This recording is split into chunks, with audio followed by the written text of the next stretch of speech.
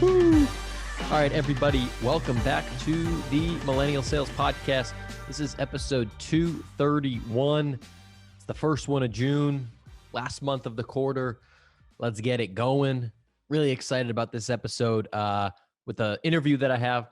Before we get there, let's do a quick shout out to the two sponsors of today's show, the two OGs to represent Millennial Sales. First is Gong.io.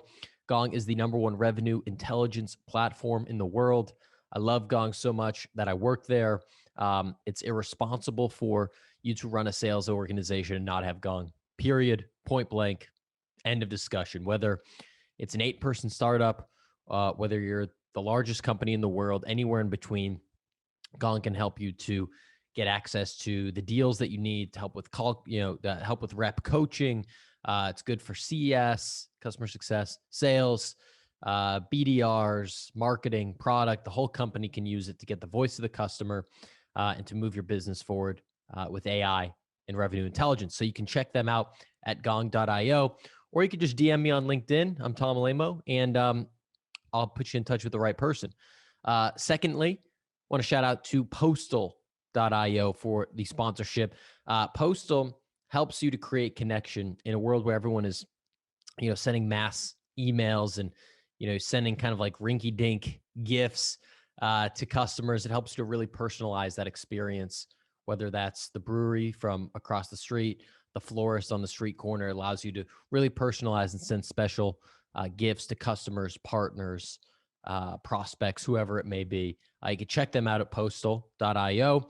They're also doing something really cool that anyone that subscribes and leaves a review for this podcast on Apple, it should only take you a minute. They'll give you a free Starbucks gift card. So what you do is you go to Apple Podcasts on your phone, assuming you have an iPhone, you leave a 5-star review, you send that to me on LinkedIn or anyway, and then I'll get you that Starbucks gift card, free Americano, dragon fruit, iced tea, whatever it is that you're into. That's what will get you. So shout out to both of those guys at Gong and at Postal. Thank you for the support. Real quick, before we get into anything else, you can follow me. I'm all over social media on Tommy Tahoe. I'm Tom Alemo on LinkedIn. Show some love, to subscribe here on Apple, Spotify, YouTube, wherever. We're spreading the love. We're trying to grow this thing. Today, I have a great conversation with Jelena Tarbuk. She's the Senior Director of Sales at Talend. Man, we hit it off. I talked to her when I was having a rough week in sales, as we all do sometimes. And she totally flipped my mood around, talking about her story from the early days of selling pizza coupons door to door, which I didn't even know was a thing, to getting into Verizon, to getting into enterprise software, and all the way up to a Senior Director of Sales at Talend. She's got a passion for coaching, for the sales craft. We bond over books and learning. It's a great episode. I think you're really going to enjoy it. Without further ado, let's get straight into our conversation. Let's go.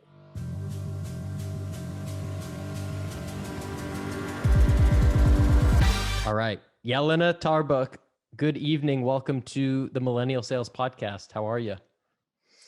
Well, Tom, it's been an eventful Thursday. Isn't Thursday always eventful? Has it?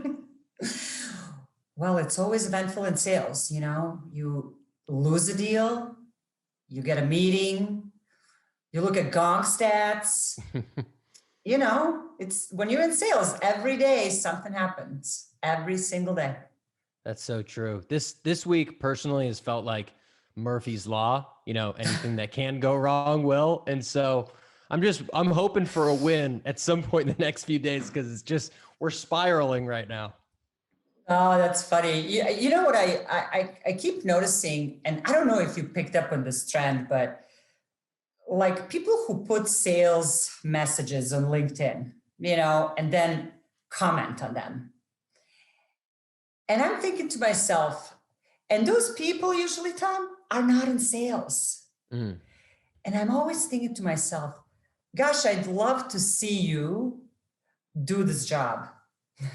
I'd love to see you pick up the phone and try to get someone interested. I'd love to see you, try to do an outreach sequence. I'd love to see, and I don't know if you've been picking up on that. I've been looking at some comments and things like that. And just because we're in this craft, it doesn't sit well with me. It's like, this gig is hard. What we do is hard. It takes a lot of self-motivation. It takes a lot out of you. Totally. So please be good, people. Be good on LinkedIn.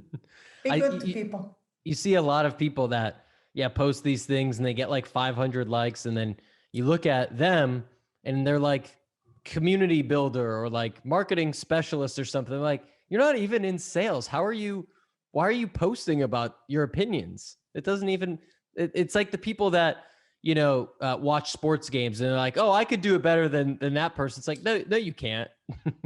Right. The movie critic is always the one who couldn't get any other job, right? I don't know, Yeah. Yeah. No disrespect to the movie critics out there, but yes, none. So you mentioned sales as a craft, and I love that as kind of a framework. And I'd love to really dive into how you got to where you are today with the focus on, developing that craft. And from my little LinkedIn stalking, it looks like your sales career started at least postgraduate at Verizon. I'm curious if that was the first sales forum you had, or if you were in it as a kid, or what that first job was like. Yeah, great question.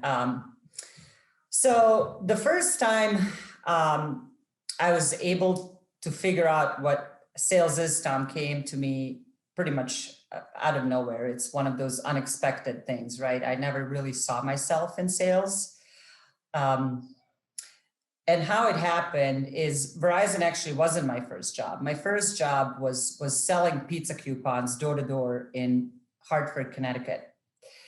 And it was one of those opportunities, sports and marketing pyramid build, right?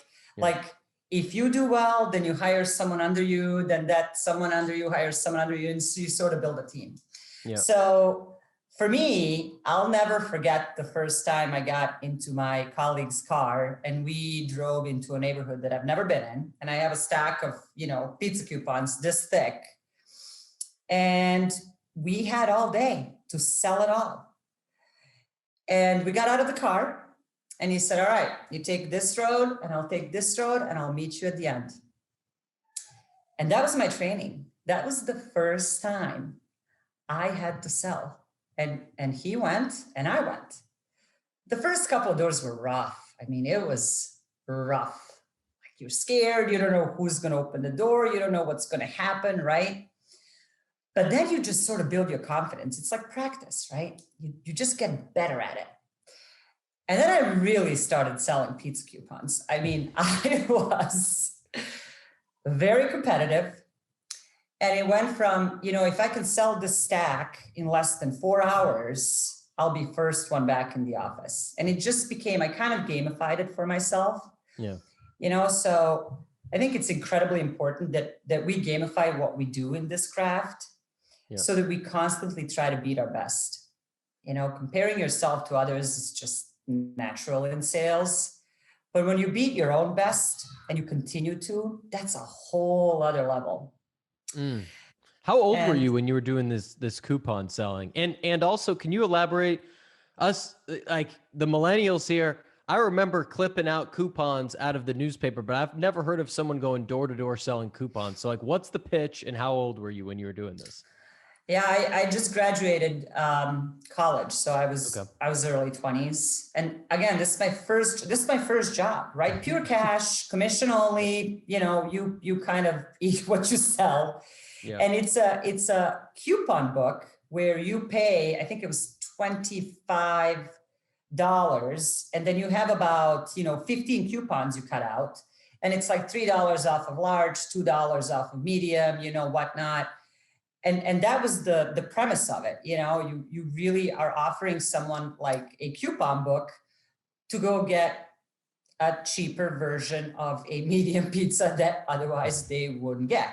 So the pitch really had to be crafty. You had to show up and say, here's why this book will help you. Here's why this book will bring the family together on a Tuesday. Here's why this, of course I elevated all of this. All of this came later, Yeah. right? Because the first pitch was all about the dollars, but then you sort of elevate your game. You start telling stories, and then as that elevated, so did my neighborhoods. So then I started getting really crafty as to where I'm going to go door knocking, Yeah. If there's a playground in a mile radius, Yeah. if there's you become really good territory manager. So I cannot tell you how much I've learned in that year. It was incredible. Do you have any like crazy rejection stories that you recall, like were people rude to you ever, like while you're trying to, kind of like shuck these pizza coupons at them? Always. There's always crazy stories. I think one of the hardest things for me was when a neighbor would start calling the rest of the neighborhood that I was coming. Yeah, try that objection. So it's like, every door knock after this lady who you can tell was not happy you're in the neighborhood and you're doing this has called 8 houses in a row that you're about to go to.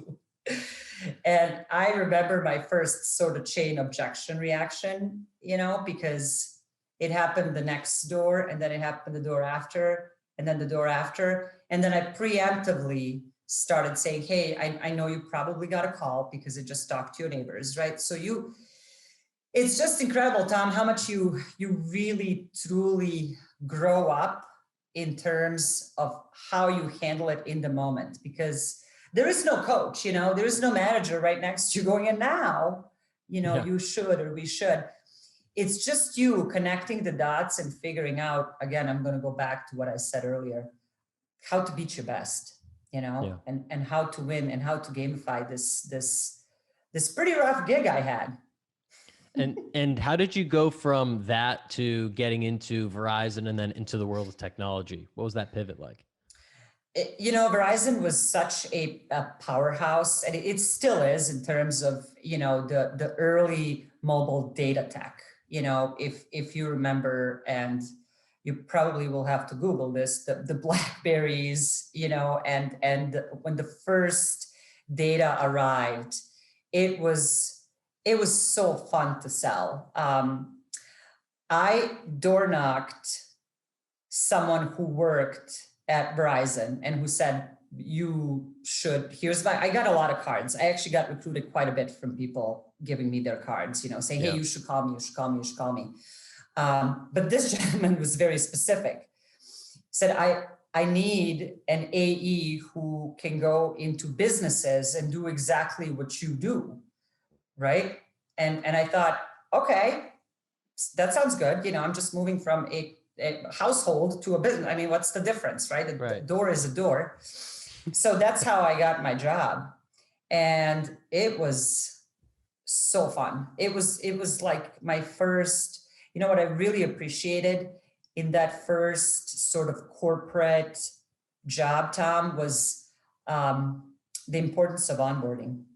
The importance of when you join a company, and when you come into a place that you're so new to, right? And all these benefits and other things that you have to sort of figure out are coming at you, to have a very strong onboarding program. And I don't mean training, like I wasn't in a classroom, learning products. I simply had people who knew my name and who would greet me every day, and who would come in and say, hey, Jelena, do you need anything? How's it going? How's your day?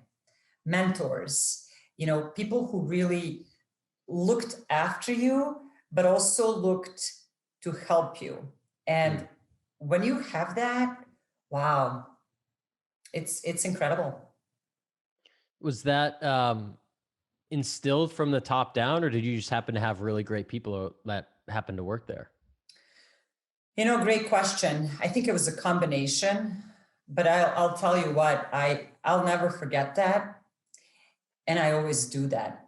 I always consider myself an onboarding ambassador. Doesn't matter what job I was doing. When new people come on board, no matter what role they're in, Tom, I introduce, like when you see a welcome email, these following employees have joined the team. Yeah. Unless you can't scale it, if there's 500 starting every month, right? I'd always introduce myself and say, hey, here's who I am. Let me know if you need anything. Here's what I know. I know internal ordering systems. I know who to call when customer service has an escalation. You sort of learn that when you start somewhere new, you really need that help. You really need that support. And onboarding program or not, having that mentor and having that guidance is I'll never forget it. I'll tell you that much, And the early years of a sales career, if you don't have someone or a few people like that, it's easy to just give up. Like if you don't have people to help encourage you, because I always tell people when they're starting, like the first 6 to 12 months in particular, you're going to have at least one time where you're ready to quit. And maybe it's every day that you feel like you're going to quit. But if you make it through that first year and you like it and you start to get good at it, then you're really on a good path. But if you don't have anyone backing you up that first year, it's easy to just quit and go into, some other type of job. Oh, so true. I mean, think about the last time someone said, hey, Tom, how's your day? How's it going? How you doing today? Especially now that, we're in these crazy times. It goes way beyond any onboarding or any sort of professional impact. It's truly something you never forget.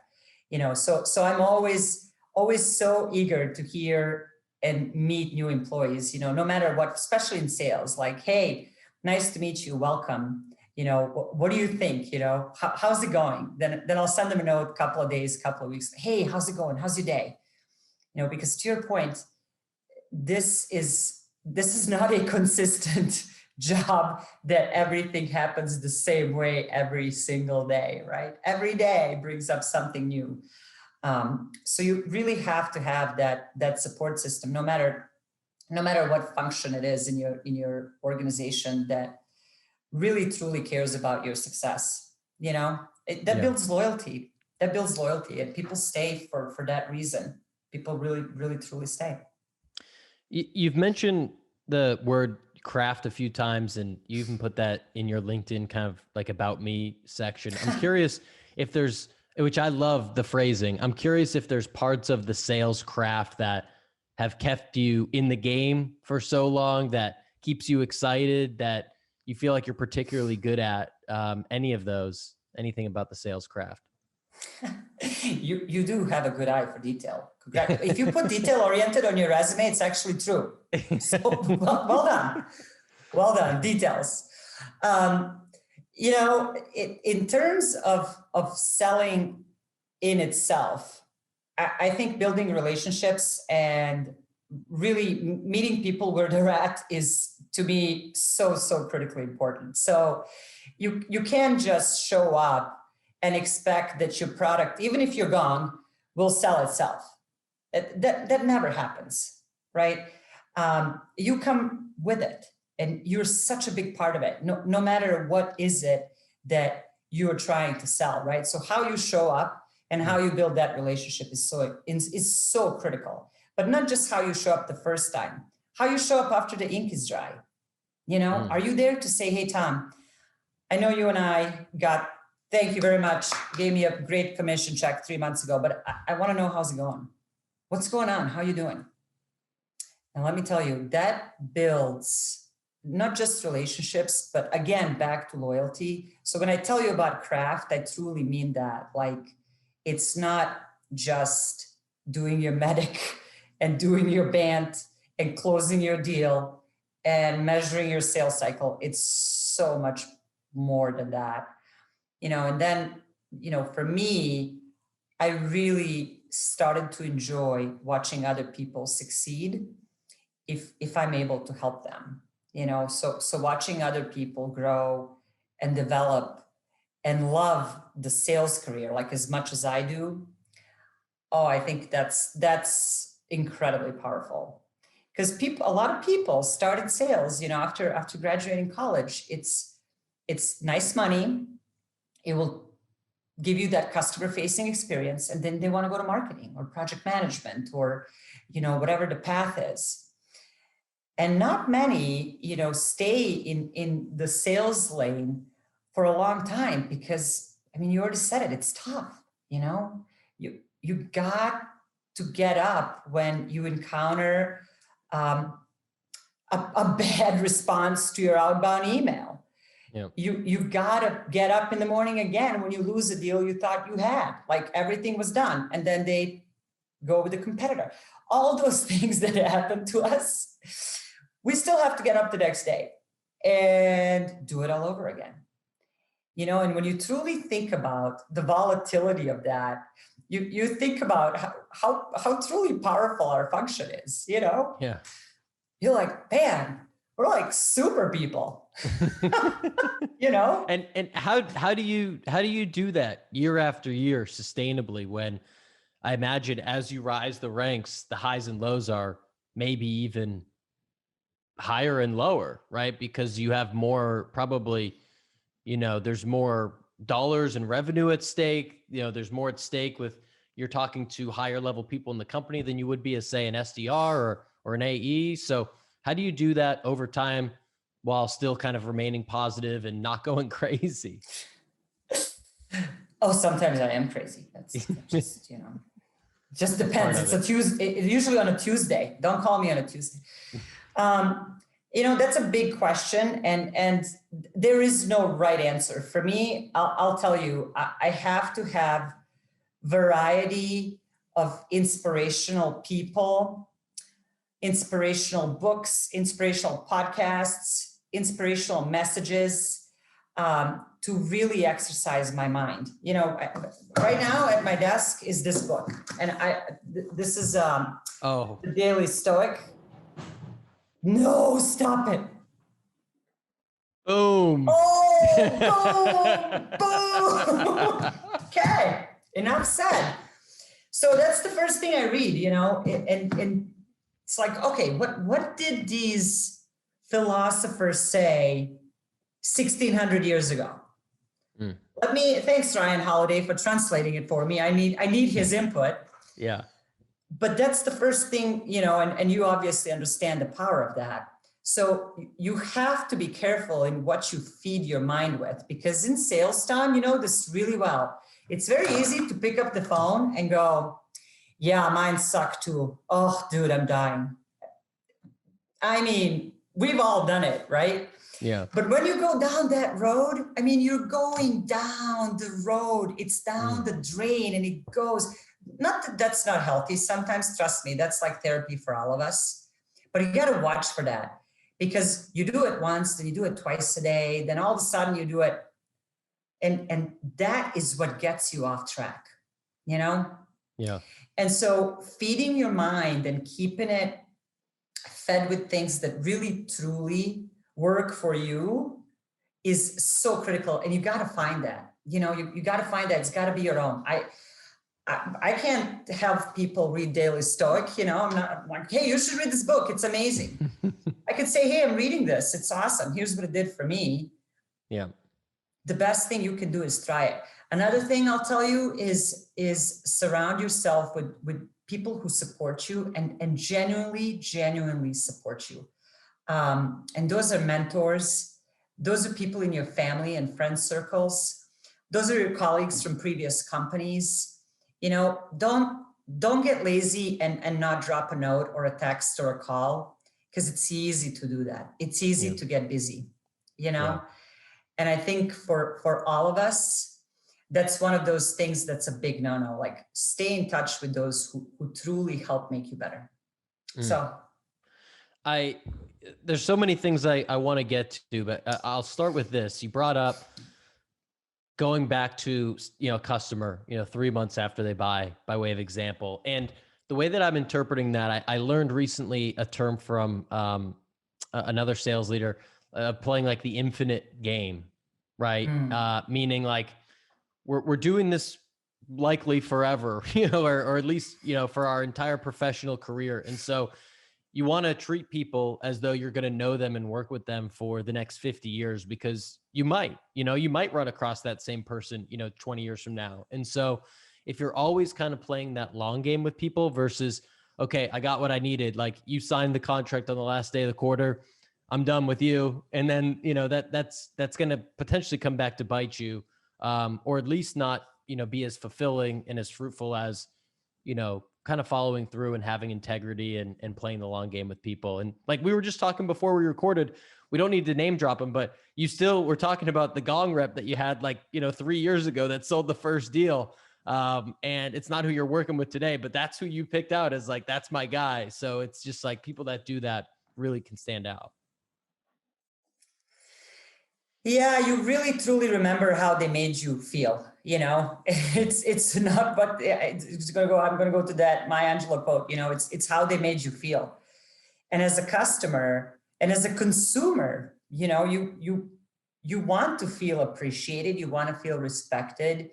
You want to feel as if you're making the right decision for your business, and that's it, right? It's. I hate to say it's simple, but when you approach the sales cycle that way, it's just remarkable how much easier it is to unpack what you need to do to get you there versus, I'm at stage 2, I should be at stage 4 by the end of June. And then, we get so clinical sometimes because we have to, that's how we're paid. We're on a monthly, sometimes quarterly commission checks. So we get very clinical and metrics drive our behavior.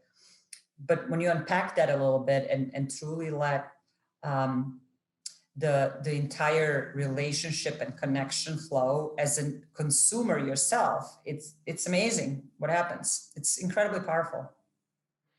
We hit gold on this random. This was not planned. The Daily Stoic, by the way, people. That was just literally sheer coincidence. I'm curious. Any other books, or it could be podcasts or courses or however you like to learn, but anything, other things that have been particularly impactful for you or that you recommend to other people or that you reread or anything like that? Right now I'm reading Factfulness. Okay. It's a phenomenal book. It's about how and what you do with data,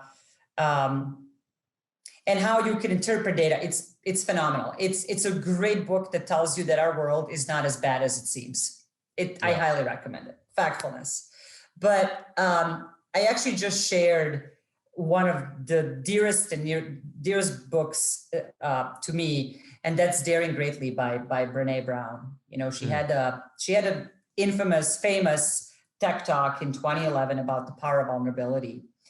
And this book was something that really was so powerful to me because, Tom, it tells you that, we're all humans. And what you need to do in order to really be successful in everything you do is appreciate the beauty of cracks. Mm-hmm. And I literally mean I'm mentally cracked, or I cracked that, I cracked that buyer, whatever the crack is, right? And then you need to listen to those who matter to you. Yep. I think that was a big one for me, right?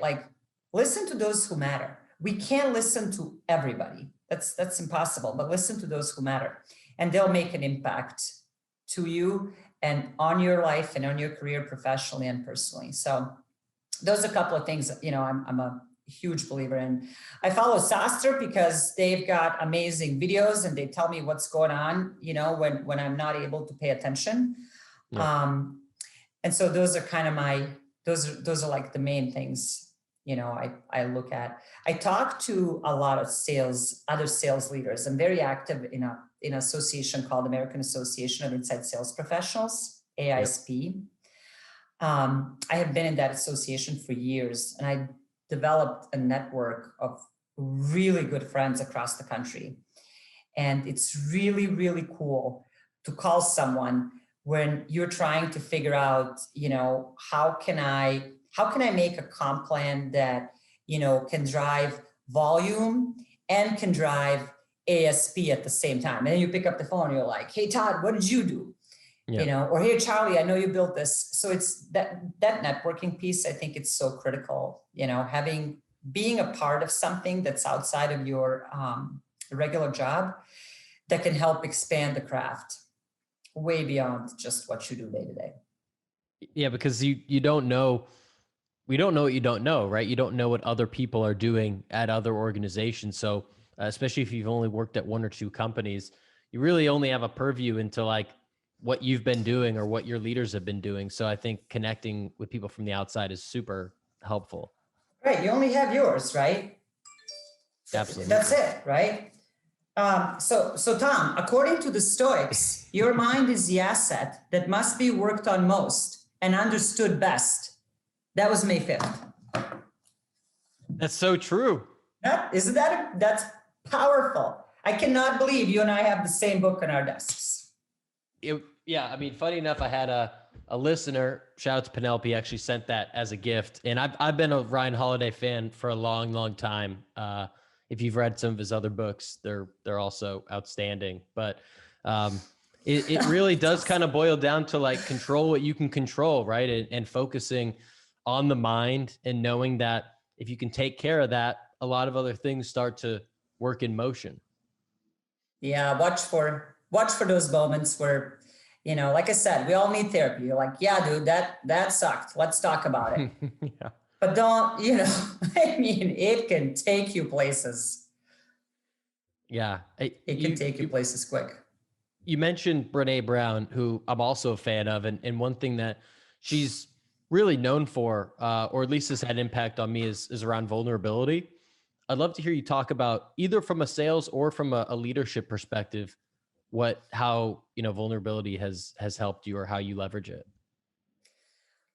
Oh, that's a great question. This pandemic has been tough on all of us. And I think last year was probably one of the hardest years of my career and my life. No doubt about it. And what I did is what I changed is I brought the undercurrents of our lives to the picture for those who wanted to share it, right? Because they drive everything you do. And we all had some very heavy undercurrents, no matter what, right? And once I allowed that to surface, it's amazing the community I built with my team. I honestly, Tom, think that's one of the reasons I got President's Club last year, in a worst year ever in the history of world. I mean, I don't want to undermine other issues, but it was a tough year. Right up there, yeah. But to me, it's like, wow, how did this happen? But then you realize you bring human to the table. You bring that vulnerability, right? But it's a two-way street. Every team meeting, I would start with, here's how my week's going. I have twin girls, and they're the best friends and the worst enemies. I had an old dog at the time that was not doing well. And being in the house, waking up to the same computer, same room, we're all in the same place, right? Just wears on you. And I would share that with the team, like, here's how my week's going. It's hard. I don't know what I'm doing on Zoom. I actually don't even know if the one's on the right Zoom and the other one's on, I don't know. I have no idea. How are you doing? And people brought puppies, and people brought kids, and people brought partners, and people brought parents. I mean, it just became, our stand-ups went from having a team meeting once a week that we did pre-pandemic to having a stand-up like once a day, because we just had to connect. Mm-hmm. And so talk about vulnerability, right? Like talk about, hey, here's what's going on with me. But I'm telling you, it has to be a two-way street. You can't show up vulnerable for someone who's like, okay, so let's get on with the agenda. Yeah.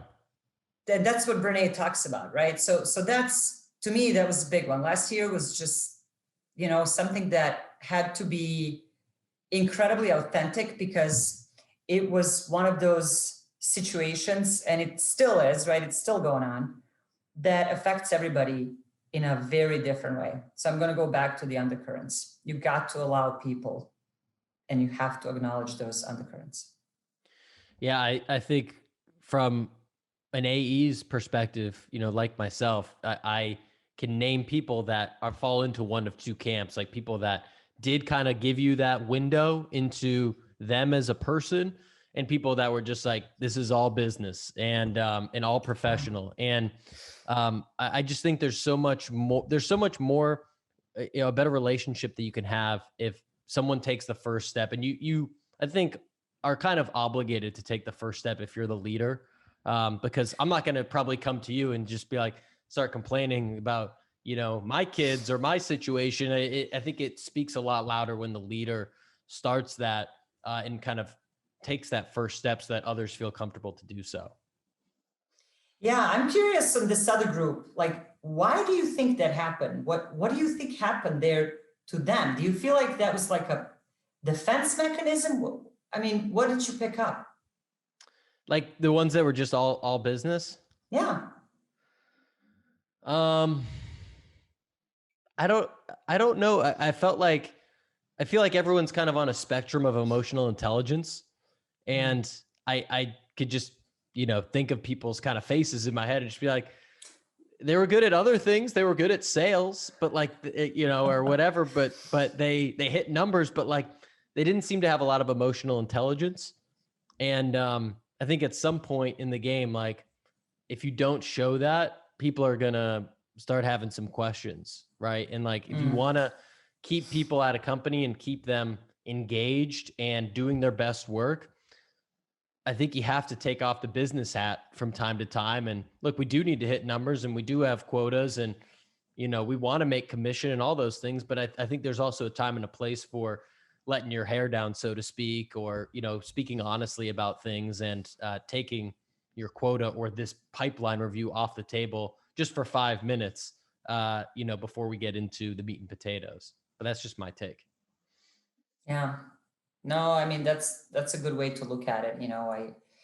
I also had a chance to encounter the same, right? And that's what I'm telling you, that two-way street can get pretty awkward. You're like, okay, what? I don't want to, it's kind of like, it's just different people meeting at completely different spots. You're like, okay, we're not on the same frequency. Let's just keep moving. Yeah. So I think that affects all of us. What I will tell you is that who I really saw shine and come through in our function in sales are those who were incredibly disarming and compassionate. Those who opened the calls with, "Hey Tom, how you doing? I see you're at your house. How's your home office? Did you set that up okay?" Like before, like, "Hey, my SC is here, and I also have my data architect, and I have this person. Let's, it's like who truly showed up, who they truly were, and had the conversation of, "Hey, where are you at? How's it going? Do you have a desk, or are you in your bedroom? Like, what's going on?" Yeah. And when you start showing up like that with customers, I can't tell you how many amazing business conversations we ended up having because we showed up, authentic and compassionate. So yeah, vulnerability definitely came to play last March 17th, I think it was. Was that the date? I can't remember anymore. Right about that. It's so funny because we kicked off this podcast earlier on. I mentioned this has been, just for me, a tough week. There's been some things that kind of, as it happens in sales, things fall off the board, things get pushed out. And I woke up this morning and I was pondering some Daily Stoic. And I said, you know what I'm going to do? I'm going to just like try to make this a great day for anyone that I talk to. And I'm going to let's just forget about these deals. Let's forget about the this and the that. And like, anytime I get on a call, I'm just going to try to bring joy to whoever I'm talking to. And I found myself in multiple conversations where I did take the deal out of, or the whatever, frustration out of my mind, and just like, no, let's just like, sometimes it was just a pleasant conversation that we talked about, not business, for 15 minutes. And sometimes it was helping them out with a problem that I could have said, customer success can handle that, support can handle it. No, I'll take it. Like, it'll be 45 minutes, but like, and normally, you might say that's not a salesperson's job, but like today, I just had to do some things like that. And I think sometimes taking off the sales hat, taking off the quota hat, You can't do it every single day or else you'll probably never sell anything. But like to have that balance where you really are putting, other people first just makes you feel better. And I think just helps to build up some karma at the very least. Oh, so true. And did you get it back? Like, did you get the joy back? Was it a two-way street? It was. Every time. Isn't that amazing? It's amazing when that happens. It doesn't happen all the time, but when it happens, it can be pretty powerful. But look at the power of your mind. You woke up, you're like, I'm going to change this.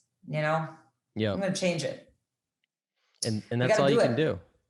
We got to do it. We're in that game. We chose this. We chose this. That time we chose this. Yeah. You didn't choose us. Sometimes we forget. Yes, I chose my pizza coupons. It's not like they came and found me. That's hilarious. My last question for you before we wrap up. I'm curious. Like you've talked about being vulnerable with your team and going out of your way to help mentor people and welcome them into the organization and things like that. Let's say I'm a rep that joins your team to work under you. What's one thing I can do to stand out to you? Wow, that's a great question. One of the things I'm always looking for is innovators in terms of changing others' thinking. I'm always looking for those who not are always questioning why are we doing it that way, but are never afraid to challenge the thought process, right? So I'll give you an example. When a new rep joins my team, I'll offer a stand-up every morning, 8 a.m., 8:30, whatever works in your time zone, for a half hour, so that we can kick off the day right and kick off the week right. It lasts for as long as you want. I had some for 6 months. I had some for 9 months. I had some for 2 months, I think was my shortest. But what I was looking for in those moments, Tom, were people who really, truly are challenging the thinking of what can be done and how can I do it better, faster, smarter. Preconceived notions often lead to premature decisions and often premature ends that don't necessarily mean this is how it's going to be.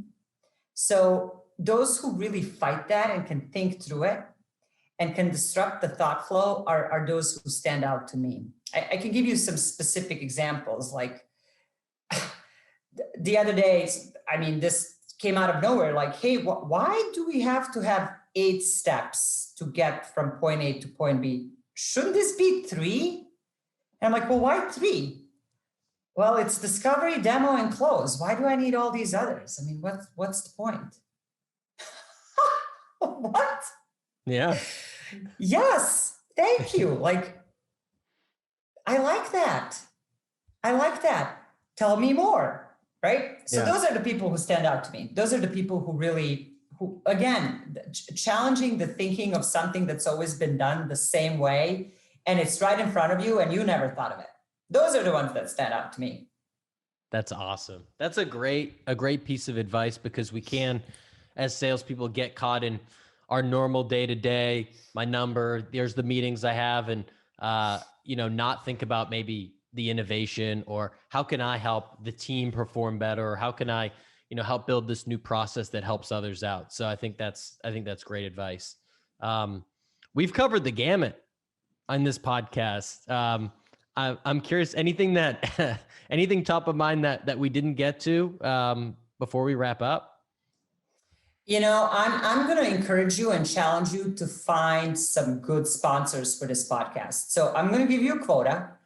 Get like 2 big names to sponsor you by the end of this year. And when I tell you big names, I think you know where I'm going with this. I think it can be one of the big marketing stack companies that are public. I'm not going to name drop, but that's my challenge for you. I think you got a great thing going here, and I think you can really, really help quite a few of those who are just starting to sell pizza coupons, Yeah, I love it. I love it. I've never left a podcast interview with an additional quota, but I'll take it on. I'll take it I on. love That's it. awesome. Oh, that's great. Hey, thanks for your time. That was very, very enjoyable. And I can't wait to hear what's next and keep listening to you. It's really, really fun. Yeah, thank you. All right, everybody. Thanks for checking out that podcast while you're walking the dog, while you're cooking up your stir fry, while you're at the gym, whatever you're doing. Two things. Number one, please head over to Apple and give this show a 5-star review. Send that to me on LinkedIn, and I'll give you a free Starbucks gift card. Would really appreciate it. That's what helps this show to grow. Should only take you a minute. And second, one more shout out to our sponsors, Gong and Postal. Please give those folks a shout out. Hit them up on LinkedIn. Check out their websites. They can do wonders for your business. That's all I got for you today. Peace.